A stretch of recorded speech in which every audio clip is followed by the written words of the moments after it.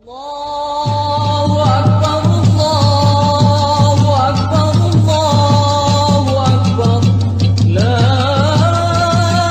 ilaha illallah, Allahu Akbar.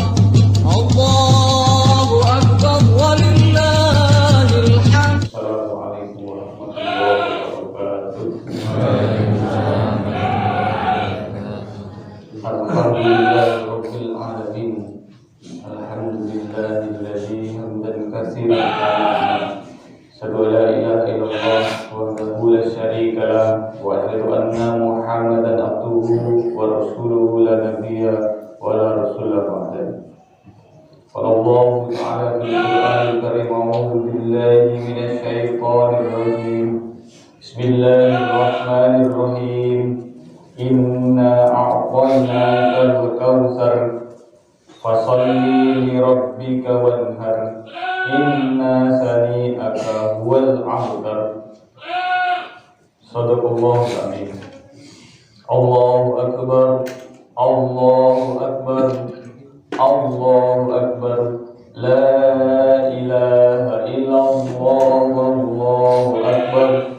Allahu akbar, walillahil hamd. Jamaah sholat Id rahimahullah.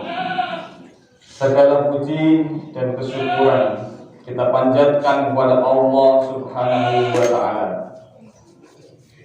Kita diperkenankan bertemu dengan Idul Adha, hari yang dimuliakan, hari yang dikehendaki oleh Allah Subhanahu wa ta'ala sebagai hari raya bagi kita umat Islam. Bersabda Rasulullah sallallahu alaihi wasallam dalam hadis yang diriwayatkan oleh Imam Abu Dawud, "A'dhamu ayyami indallahi yauman nahi, tsumma yaumul haq." Hari yang paling agung di hadapan Allah adalah hari An-Nahr, Idul Adha. Kemudian hari Al-Qadar. Idul Adha mempunyai kedudukan utama dibanding hari-hari yang lainnya karena pada Idul Adha disyariatkan berbagai ibadah, sholat Idul Adha, menyembelih kurban, keutamaan 10 hari di awal Zulhijjah, serta keutamaan waktu dan tempat bagi saudara-saudara kita yang melaksanakan ibadah haji. Semoga Allah Subhanahu wa ta'ala menjadikan Idul Adha tahun ini menjadi wasilah bagi turunnya keberuntungan yang penuh rahmat bagi kita dan bagi semua orang yang beriman. Amin. Allahu Akbar, Allahu Akbar, Allahu Akbar kabiro. Jamaah Id rahimahumullah. Dinamakan Idul Adha karena tanggal 10 Zulhijjah dan ayam tasrik karena hari itu disyariatkan oleh agama sebagai hari-hari menyembelih kurban. Menyembelih kurban diperintahkan bukan hanya untuk orang kaya saja atau orang-orang yang berlebih harta, tetapi perintah berkurban ditujukan kepada semua mukmin, muslim tanpa pilih-pilih. Semua orang beriman diperintahkan mengeluarkan hewan kurban selagi berkemampuan. Berfirman Allah Subhanahu wa ta'ala dalam Quran surat Al-Hajj ayat 34, "Dan bagi setiap umat telah kami syariatkan penyembelihan kurban agar mereka menyebut nama Allah atas rezeki yang dikaruniakan Allah kepada mereka berupa hewan ternak. Maka Tuhanmu ialah Tuhan yang Maha Esa. Karena itu berserah dirilah kamu kepadanya dan sampaikanlah Muhammad kabar gembira kepada orang-orang yang tunduk patuh kepada Allah. Bagi orang-orang yang dianugerahi kemampuan berkurban, berbahagialah, karena ada kabar gembira dari Allah, ada pahala yang melimpah di setiap serat daging, tetesan darah, dan di setiap helai bulu hewan kurban. Bagi yang belum diberi kelapangan, jangan berputus doa. Semoga ada rezeki untuk berkorban di tahun depan. Amin. Allahu Akbar, Allahu Akbar, Allahu Akbar kabiro. Jamaah rahimahumullah. Sebagaimana syariat agama lainnya, syariat kurban mengandung banyak ibroh, banyak pelajaran. Di antara pelajaran-pelajaran itu adalah yang pertama, ibadah kurban itu merupakan wujud syukur seorang hamba atas nikmat yang telah dianugerahkan Allah untuknya. Sesungguhnya Allah telah memberi kepada manusia nikmat yang banyak, saking banyaknya sehingga sampai tak terhitung. Maka sudah semestinya manusia bersyukur pada Allah, Zat yang Maha Memberi. Di antara cara bersyukur adalah dengan melaksanakan sholat dan menyembelih kurban. Fasholli li rabbika wanhar. Kedua, ibadah kurban itu akan mendekatkan orang beriman kepada Allah dan kepada sesama. Kata kurban menurut mufassir Quraisy Shihab diambil dari bahasa Arab kurban, berasal dari kata qurb yang berarti dekat, dengan imbuhan an yang bermakna sempurna, sehingga kurban itu mengandung arti dekat yang sempurna. Memang ibadah kurban itu akan menjadikan mukmin muslim yang melaksanakannya akan lebih dekat kepada Allah Subhanahu wa taala. Lebih rajin beribadah kepada Allah dan lebih berhati-hati dalam menjaga diri dari berbuat maksiat kepada Allah Subhanahu wa taala. Semua pelajaran ini bisa kita petik hanya jika ibadah kurbannya dilakukan dengan ikhlas dan sepenuh takwa. Karena yang dikehendaki Allah dari ibadah itu adalah ketakwaan seseorang, bukan dagingnya dan juga bukan darahnya. Berfirman Allah dalam surat Al-Hajj ayat 37, La yanallahu ruhumuha wala dima'uha walakin yanaluhu taqwa minkum. Daging hewan kurban dan darahnya itu sekali-kali tidak akan sampai kepada Allah, tetapi yang sampai kepadanya adalah ketakwaan. Kaum muslimin rahimahumullah, bukan hanya mendekatkan kepada Allah, ibadah kurban juga akan mendekatkan seorang pada sesama manusia. Hablu minan nas. Daging-daging yang dibagikan akan mendekatkan hati-hati mukmin yang berkecukupan dengan mukmin muslim yang kekurangan.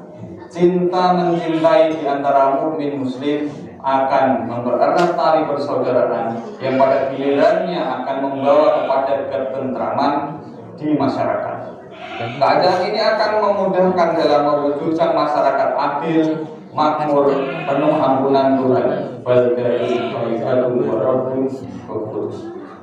Allahu Akbar, Allahu Akbar, Allahu Akbar kabir. Jamaah rahimahumullah. Pelajaran yang ketiga, ibadah kurban itu melatih kesabaran. Setiap ibadah itu membutuhkan pengorbanan, tenaga, waktu, pikiran, dan juga harta. Semua itu memerlukan kesabaran, sabar dalam melaksanakan ketaatan. Demikian juga ibadah kurban. Ibadah kurban membutuhkan kesabaran. Memang benar, menyisihkan harta itu kepentingan ibadah, dan orang banyak itu bukan perkara mudah. Sebabnya adalah pertama, manusia itu nafsunya untuk memiliki harta yang tinggi, yang banyak, bahkan setinggi-tingginya, sebanyak-banyaknya. Kedua, ada setan yang senantiasa menghalangi manusia untuk berbuat baik. Karena nafsu dan godaan setan itu, kebanyakan manusia enggan membelanjakan hartanya di jalan Allah. Godaan setan semakin berat di zaman yang sangat mementingkan materi ini. Ketika kesuksesan hidup diukur dengan banyaknya harta yang bisa diraih, maka kebanyakan manusia tidak suka kehilangan hartanya. Di zaman ini sangat sedikit orang yang suka memberi, lebih banyak orang yang suka meminta, dan lebih banyak lagi orang yang gemar merebut harta orang lain. Allahu Akbar, Allahu Akbar, Allahu Akbar walillahil hamd.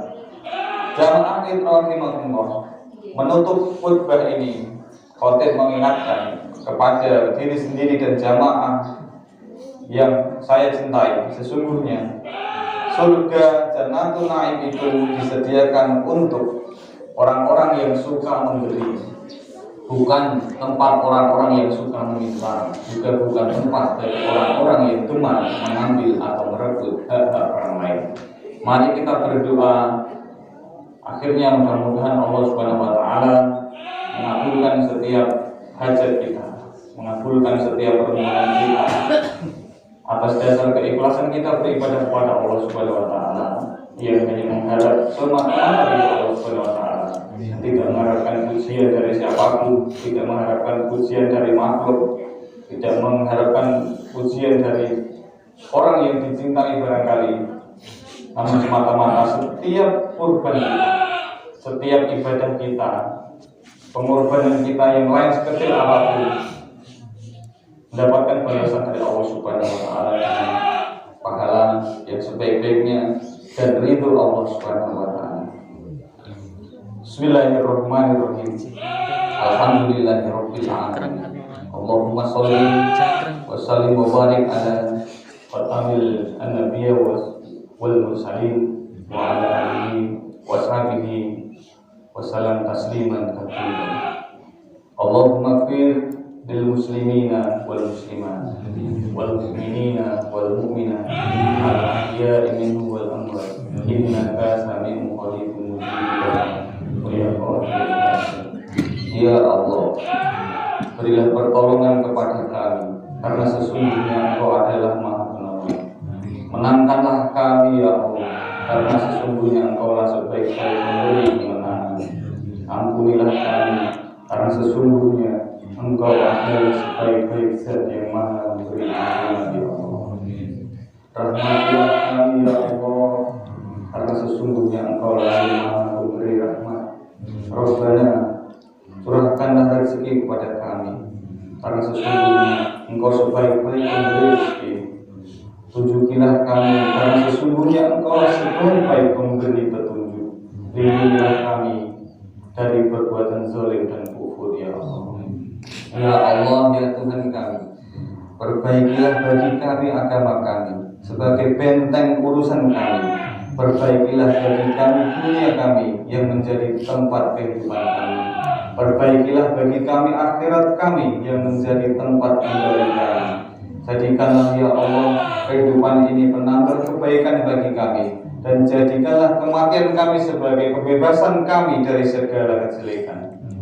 Rabbana, berikanlah kepada kami rasa takut kepadamu yang menjadi penghalang di antara kami dan maksiat kepadamu, dan berikanlah kami ketaatan kepadamu yang menyampaikan kami kepada surgamu ya Allah, dan berikanlah kami keyakinan yang memudahkan kami untuk menghadapi musibah di dunia ini ya Allah. Janganlah Engkau jadikan musibah kami adalah yang terjadi juga pada agama kami, dan janganlah Engkau jadikan dunia sebagai tujuan terbesar kami dan puncak dari ilmu kami, dan janganlah Engkau kuasakan atas kami orang-orang yang tidak menyayangi kami ya Allah. Ampunilah kami, kedua ibu bapak kami, dan semua orang yang beriman pada hari diadakan perhitungan hari kiamat ya Allah. Sesungguhnya Engkau adalah zat yang mendengar, zat yang maha dekat, dan zat yang maha mengabulkan doa kami. Rabbana atina fid dunya hasanah wa fil akhirati hasanah wa qina adzabannar. Wa subhana rabbika rabbil izzati amma yasifun wa salamun alal mursalin walhamdulillahi rabbil alamin. Assalamualaikum warahmatullahi wabarakatuh.